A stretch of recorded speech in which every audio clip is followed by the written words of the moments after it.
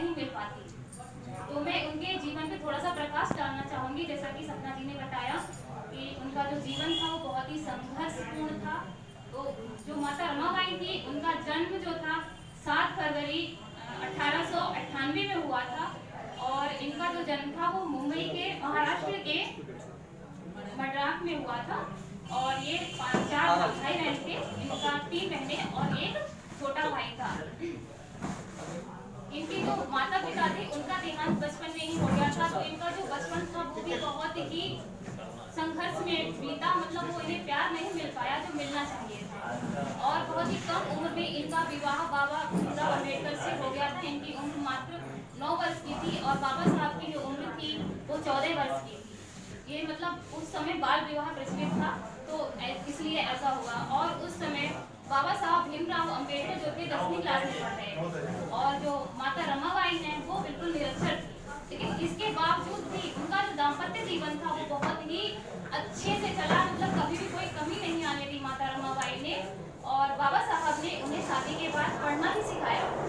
उनको इतना पढ़ना सिखा दिया था कि वो अपने हस्ताक्षर कर लेती थी और थोड़ी बहुत पढ़ लेती थी और पत्र भी लिख लेती थी थोड़ा बहुत। क्योंकि उसमें दिया हुआ है कि माता रमाबाई ने एक बार बाबा साहब जब बाहर थे तो उन्हें सरल भाषा में पत्र भी लिखा था जब उनका एक पुत्र खत्म हो गया था, तो उसके बारे में।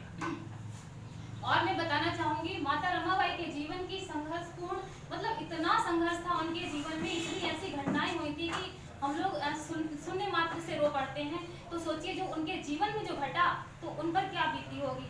उनकी 5 संतानें थी, जिसमें उनके बड़े पुत्र जो थे उनका नाम था यशवंत राव और दूसरे पुत्र थे गंगाराम, रमेश, इंदु और सबसे छोटे पुत्र का नाम था राजदत्त। तो उनकी 4 संतानें जो इस दुनिया को बहुत ही कम उम्र में छोड़कर चली गईं।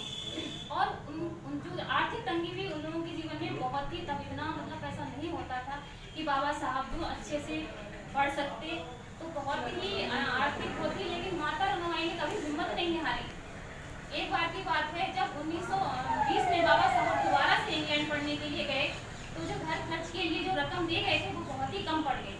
तो माता रमाबाई ने अपने घर का गुजारा चलाने के लिए कंडे जो उपले बनाए जाते हैं, मतलब घर से 3-4 किलोमीटर दूर जाती थी और सिर पे गोबर ढो के लाती थी और उससे उपले बनाकर उनको बेचकर तब उन्होंने अपने घर का गुजारा चलाया। लेकिन कभी उन्होंने उफ नहीं की।